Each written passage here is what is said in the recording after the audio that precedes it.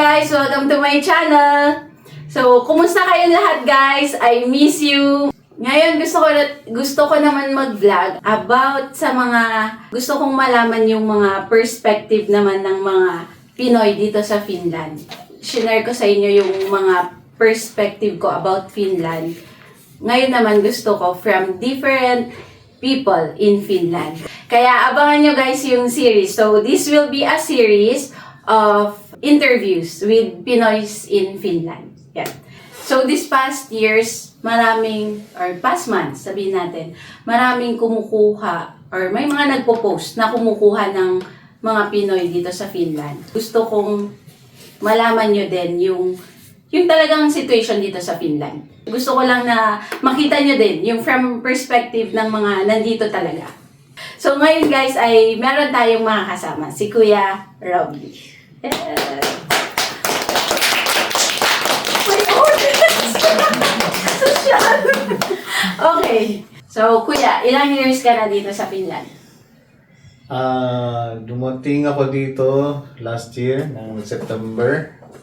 So, ano siya, 1 year and 3 months na ako dito. Okay. Gusto mo bang magpakilala pala, Kuya? Introduction pala, si Kuya. Ako nga pala si Robin Dayaw, taga Lanao del Norte. Napunta ako dito sa Finland through student pathway. Nag-aaral ako ng nursing sa Sinayoki under yung top-up program kasi nurse na kami sa Pilipinas, so parang concise siya, shorten na siya, parang ina-upgrade lang yung into EU standard yung nursing namin. So kaya ano lang siya, 1 year and 2 months ang nursing namin dito kasi nga nurse na kami sa Pilipinas. Okay, so mabilis din talaga. Mabilis siya pero parang sa concise kasi siya. So parang bombardment ng pag-aaral. Minsan in 1 week mayroon kaming 5 examinations. So tough din kasi ang daming pag-aaralan. Sobrang dami. Pero yun, naka-graduate din naman. Yes! 1 year, 4 months. So masasabi mo ba, Kuya, na naka-adjust ka na? Hindi pa din kasi unti-unti naman.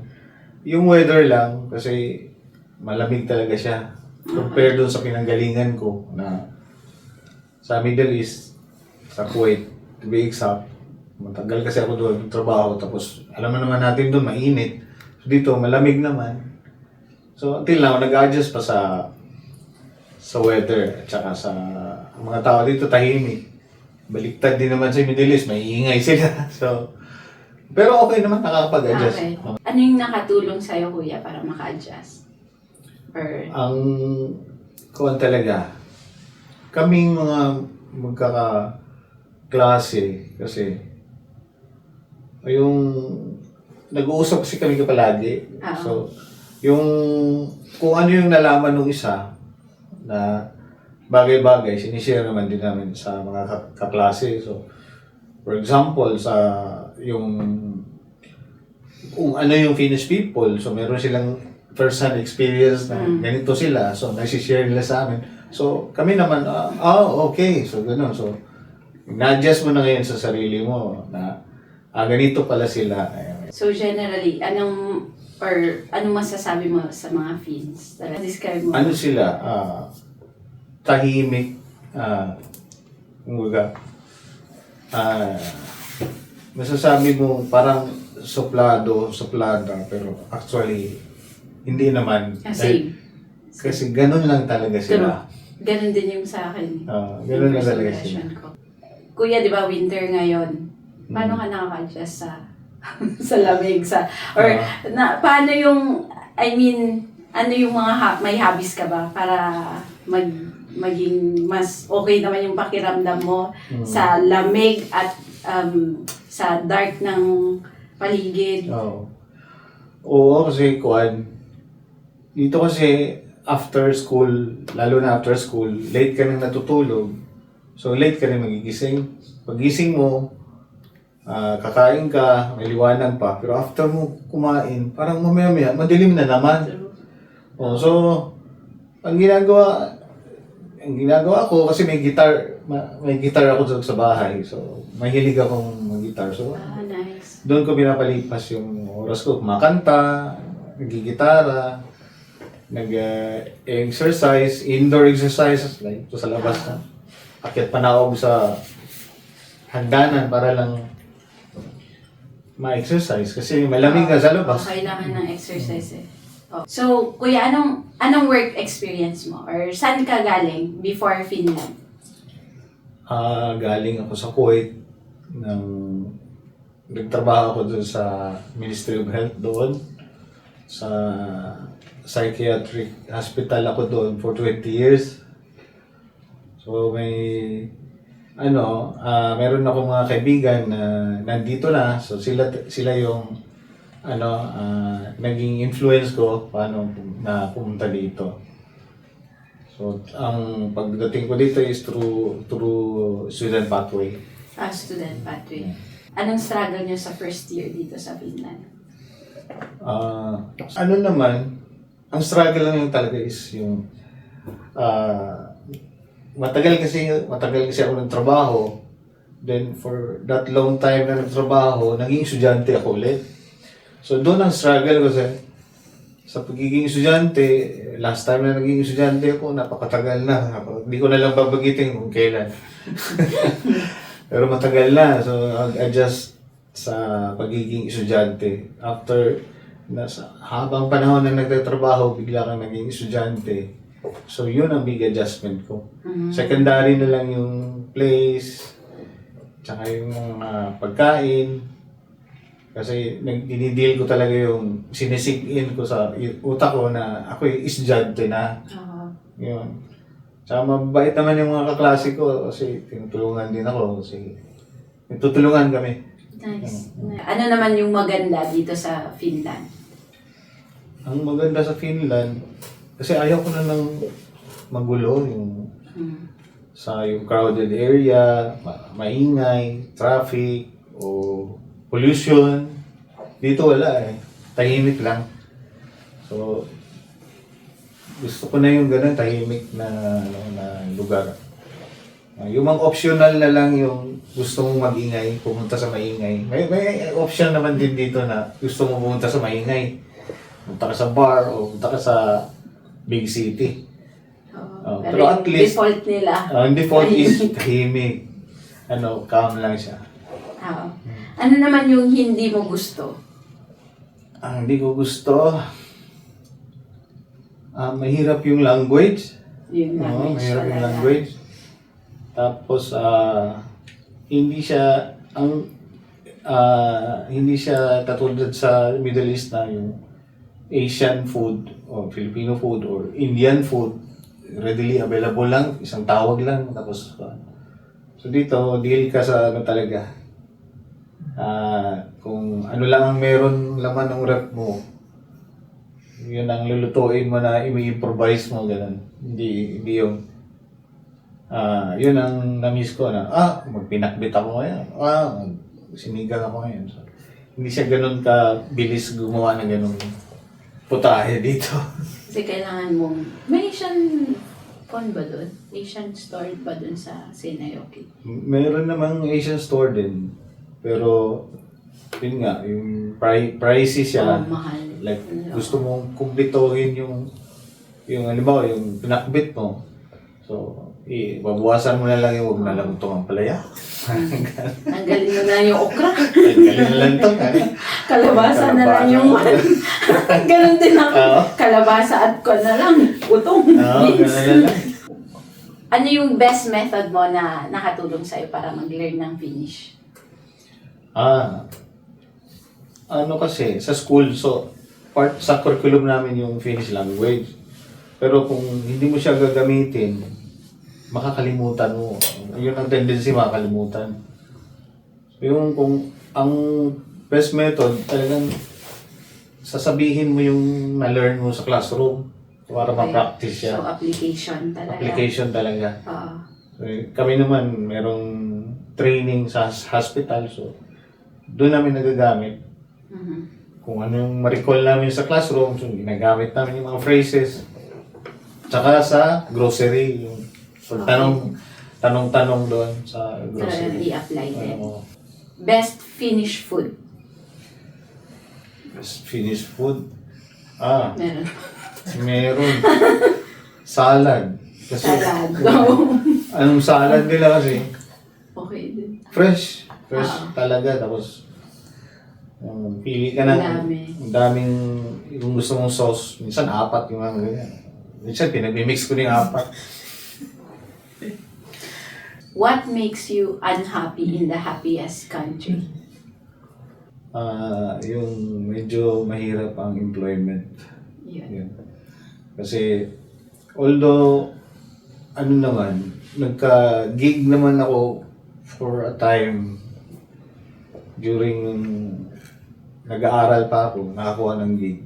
Unfortunately, namatay yung matanda. So, Okay. namatay din yung trabaho ko. So, ito, Yeah. graduate na. Graduate ako nung December last year. Ito, full-time job seeker na talaga ako. Ang mahirap kasi online, dami ko nang in-applyan online, marami na din sa mga nag-try din mag-walk-in. Kaya ako nandito sa Helsinki ngayon actually kasi maghahanap ako ng trabaho din. Kasi na-exhaust ko na lahat doon sa aming lugar. Medyo maliit na bayan kasi so wala siya. So hopefully dito makakita ako. Hopefully. Oo, Yes. yan. Sana. So, yun nga, ang employment dito napaka-scarce ngayon. Number 1 sa Europe ang may nabasa ko. Number 1 sa Europe ang Finland sa unemployment. Okay. So, yun yung reality ngayon. Unfortunately. Pero hopefully, kuya, makakuha ka talaga. At makuha ka sa interview. Sana. What makes you happy in the happiest country? Yun. Nung sumunod na yung anak ko, kasi Okay. pinasunod ko. Mm. So, nagkaroon na ng, although hindi man kami complete sa family, pero nagkaroon ako ng, yung family member na kasama ko. So, bagong lugar sa amin to, in-enjoy namin yung snow, na mag-ama, gano'n. Oh, nice. Oh, yun. Tapos, siya din naman, pareho kami, ayaw niya na yung maingay. So, na-enjoy namin yung katahimikan Okay. nung lugar at yung kabaitan, honesty ng mga tao dito na kahit maiwan mo yung cellphone, ilang beses na naiwan yung cellphone ko, pagbalik ko nandun pa din eh. So, hindi mangyari sa Pilipinas. Yun talaga. So, yung katahimikan. Tahimikan, saka feeling mo dito, safe ka kahit maglakad sa gabi na ikaw lang naglalakad, wala namang mangyari. So, ano nang ma-advise mo sa mga papunta dito sa Finland? Last na. Sa mga papunta, although siguro merong mga information na hindi nauumit siya, hindi siya nasasabi. Kasi yung mga nakukuha natin, ano lang, yung puro mga magaganda ang naririnig natin. Okay, maganda ang buwan. Actually, maganda talaga ang Finland. Only that this time talagang wala siyang, mahirap talaga maghanap ng trabaho. So, yun yung siguro nauumit doon na po-promote ang Finland na ganito, maganda, ganyan. Ang education, maganda. Maganda talaga yung education. But after, doon na sa part na paghahanap ng trabaho is tough talaga. True. Talaga. Ano yung life lesson na nakuha mo dito sa Finland? Sa experience mo dito sa Finland? Life lesson, hindi lahat sa buong buhay magaan lang ang buhay. Hindi.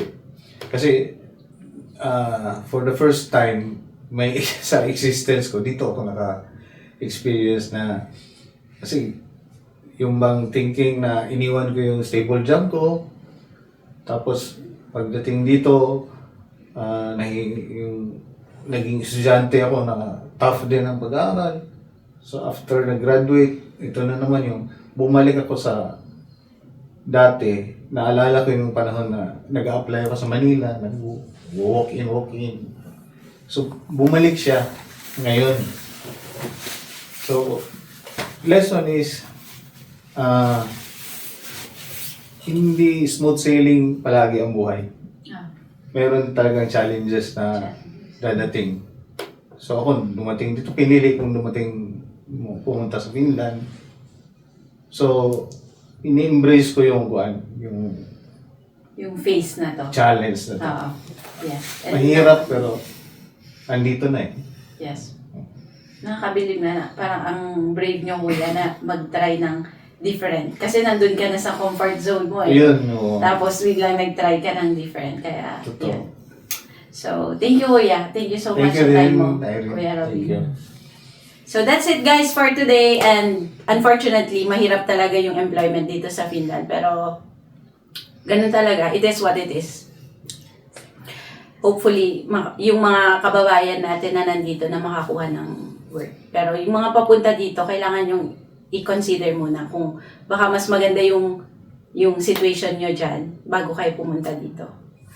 Yan. So, that's it guys for today. And remember guys, you only live once. So, enjoy life. God bless and take care. See you on my next vlog. Bye-bye. Na-survive. One episode lang. One episode done. Salamat kuya. Ay, mahirap. Ate, boy abunda yan. Balik na data.